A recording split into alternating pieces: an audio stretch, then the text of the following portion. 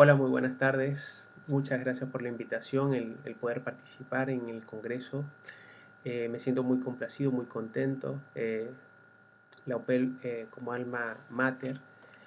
le debo mucho para la formación de mi carrera y también aprovecho la ocasión para agradecer a la profesora Yanimar Medina Quintero sus palabras y em, el permitirme compartir ideas y reflexiones en torno a la inmigración y la educación hoy en día. En primer término, quiero referirme a la inmigración en general, para contextualizarlo. En una segunda etapa quiero referirme particularmente al libro Travesía de la Esperanza, editado por FEDUPEL en 2018, que contiene este libro. Y en tercer punto, conversar y dialogar en torno a la presencia, o mejor dicho, ausencia de los inmigrantes y sus descendientes en los manuales escolares venezolanos. Bien, la presencia de inmigrantes, aunque mejor dicho sería la palabra de lusitanos en la historia venezolana, parte desde el mismo proceso de contacto entre europeos y americanos e indígenas en el siglo XVI. Desde un primer momento arribaron a esta tierra de gracia, como la llamó Colón, varios lusitanos al servicio de la corona, que pasaron posteriormente a servir en distintos espacios de la economía local. Y un hito importante lo representa el río Portuguesa y hoy en día el Estado portugués. Eh, en las aguas del río se ahogó una dama de origen lusitano y de allí su nombre. Y este representa un espacio importante, es uno de los ríos más importantes del país y a su vez uno de los estados más fructíferos agrícolamente hablando del país. Para entrar ya en el contexto de la guerra de independencia a comienzos del siglo XIX, un descendiente de portugueses, José Tomás Machado, nacido en el actual estado Bolívar, sirvió durante esta guerra de independencia y hoy sus restos reposan en el Panteón Nacional. Por tanto, podemos visualizar la presencia lusitana desde el mismo proceso de colonia y también de independencia en el país. Ya en el siglo XIX, la naciente república, con la conformación del Estado Nacional, intentó varios proyectos para atraer inmigrantes europeos al país, algunos de ellos más conocidos que otros, como el caso de la Colonia Tovar de 1842-1843, pero también proyectos como los que emprendió el general Antonio Guzmán Blanco en la segunda mitad del siglo XIX para atraer inmigrantes franceses, eh, italianos y corsos en lo que hoy en día es el oriente y el sur del país. Uno de esos descendientes de esa corriente, de esa migración, fue el presidente Raúl Leoni, por ejemplo, ya en el siglo XX. Bien, continuando con el proceso de inmigración en Venezuela, nos encontramos con, luego esos largos años del periodo del gomecismo, en la primera mitad del siglo XX,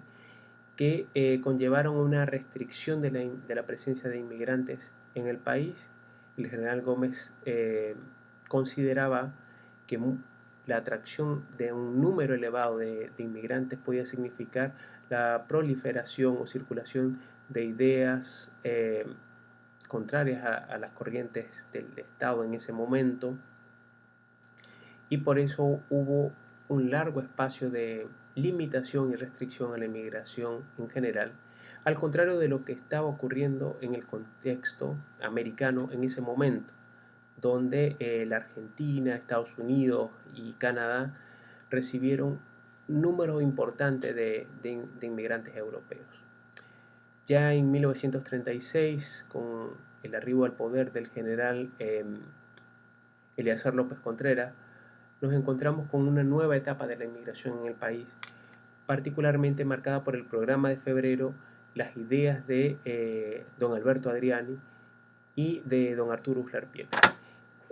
Por vez primera el Estado asumió de forma organizada y articulada la atracción de inmigrantes europeos al país a través del Instituto de Inmigración y Colonización y a través de una nueva ley de inmigración, lo que permitió tener una inmigración organizada, seleccionada y articulada desde el Estado, con algunos resultados variables, discutidos historiográficamente hasta el día de hoy, y también entorpecida por la Segunda Guerra Mundial, desde 1939 a 1945, hecho que sin duda tuvo repercusiones en todo el globo. Posterior a la Segunda Guerra Mundial, ya en 1945, con un nuevo contexto en el país, y particularmente a partir de 1948 y 1958, en la llamada década militar, se llevó a cabo la famosa política de puertas abiertas, en las cuales se eliminaron gran parte de las restricciones o aparato burocrático para el traslado de europeos hacia el país, y fue el periodo de mayor llegada al país de inmigrantes europeos, en un número muy importante, concentrado en 3 nacionalidades principalmente. En primer lugar los italianos, en segundo lugar los españoles y en tercer lugar los portugueses, quienes se asentaron en las principales ciudades del país y se dedicaron a distintas actividades urbanas. En el caso especial de los portugueses, se debe comprender el contexto país, el contexto país Portugal. Portugal había estado gobernado por el famoso modelo del Estado Novo del profesor António de Oliveira Salazar desde los años 30, que había conllevado a dos cosas. Por un lado,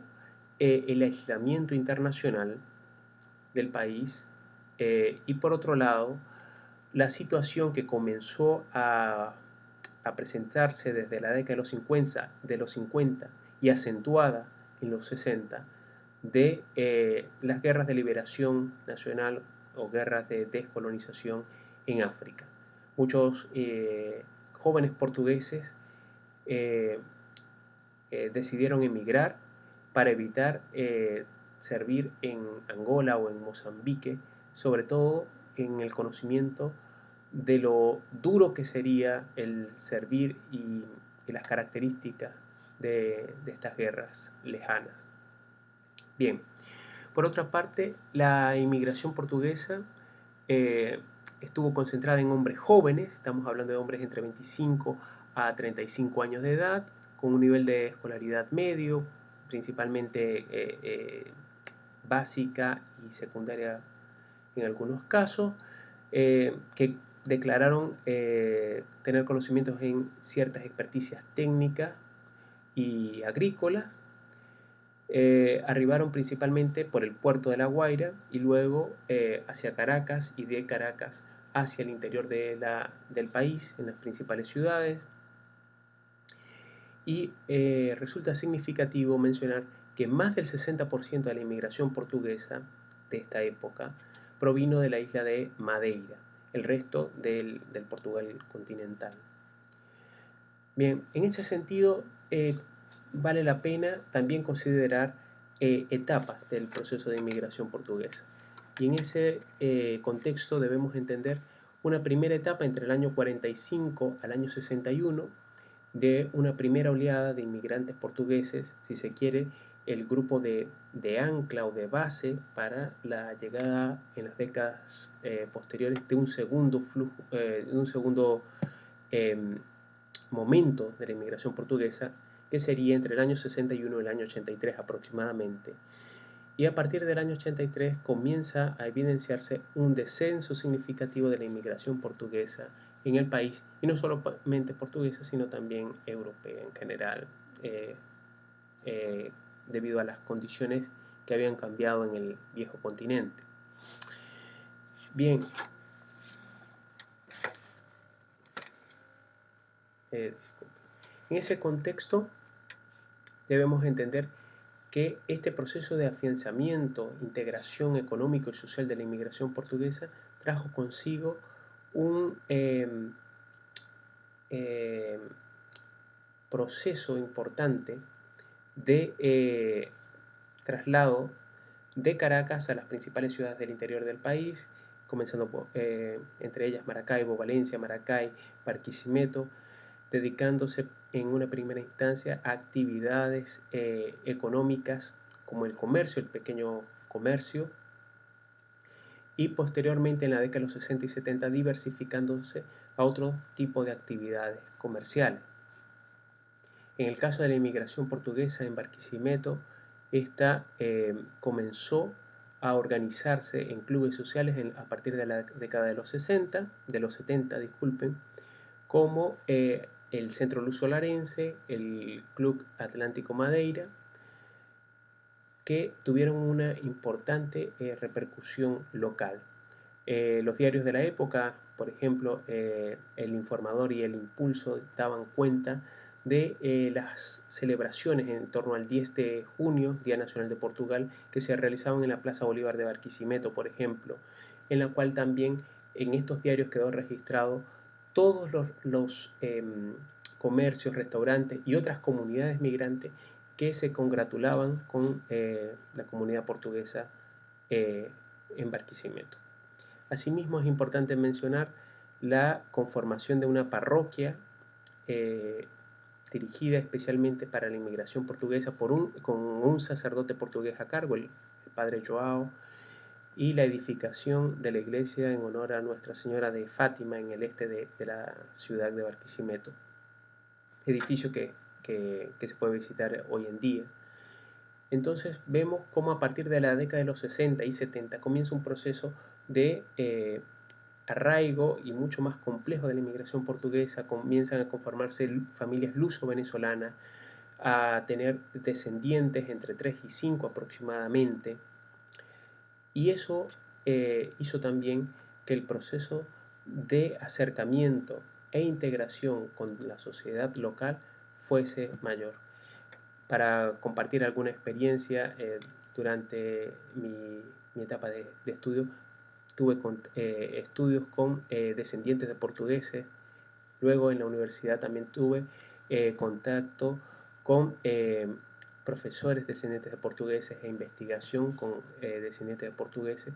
Entonces estamos hablando de un proceso de integración muy importante que conllevó también a la presencia de un consulado honorario de Portugal en la ciudad, la edición de Fado, música portuguesa, en la ciudad de Barquisimeto, en el estado Lara, y un proceso de integración, convivencia, que han denotado un esfuerzo, un espíritu de trabajo importante de esos primeros inmigrantes, que se puede reflejar en que la generación subsiguiente, la de luso descendientes, pudo acceder a la universidad y pudo graduarse y convertirse en profesionales universitarios. Esos aspectos parecen importantes resaltar. Y es lo que concentra parte del libro Travesía de la Esperanza. Por otro lado, me gustaría aprovechar la ocasión de que dialogásemos en torno a una deuda pendiente en el sistema educativo venezolano, como lo es la presencia e integración dentro de los textos escolares, de los planes de estudio, de la inmigración europea en el siglo XIX, en el siglo XX, y también de la inmigración latinoamericana que arribó a Venezuela en las décadas de los 70 y 80, y que representaron un espacio muy importante para la vida intelectual, cultural, económica, social del país. Tanto es así que hoy podemos evidenciarlo en múltiples venezolanos que son descendientes de inmigrantes portugueses en especial, de inmigrantes europeos en general y de inmigrantes también latinoamericanos. Entonces, en ese sentido, hay una tarea pendiente, hay una deuda pendiente con los espacios de integración. Me parece importante que podamos nosotros ser capaces de otorgar el espacio que corresponde, de que todos los descendientes de inmigrantes venezolanos puedan sentirse partícipes y parte activa de la nación, y que esté recogido en su historia y en su cultura. Hoy en día el país atraviesa por momentos difíciles desde hace algunos años, viviendo un proceso sin precedentes como lo es la inmigración por vez primera eh, de millones de venezolanos y esta compleja situación debe integrarse y comprenderse desde la historia en el sistema educativo nacional. Eh, Me parece que todavía hay muchos aspectos por estudiar, por analizar académicamente desde la investigación seria, rigurosa eh, en Venezuela sobre la presencia de la mujer migrante, sobre la literatura formada en torno a la inmigración o de descendientes de inmigrantes, en torno a los clubes sociales, en torno a los clubes deportivos, como el Marítimo Fútbol Club, por ejemplo, en el caso de los portugueses. Entonces todavía tenemos muchas tareas pendientes, todavía tenemos mucho por hacer en torno a la inmigración en general y particularmente la inmigración portuguesa, no solamente en el estado Lara, sino en Venezuela. Eh, Aprovecho este espacio para dejar abierta la reflexión y ojalá podamos compartir más adelante algunas preguntas, dudas, inquietudes, comentarios, observaciones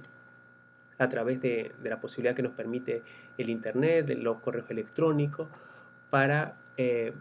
dialogar como comunidad académica todos estos espacios pendientes. Bien, muchas gracias. Espero compartir con ustedes a través de los espacios que nos permite el mundo audiovisual. Muchas gracias.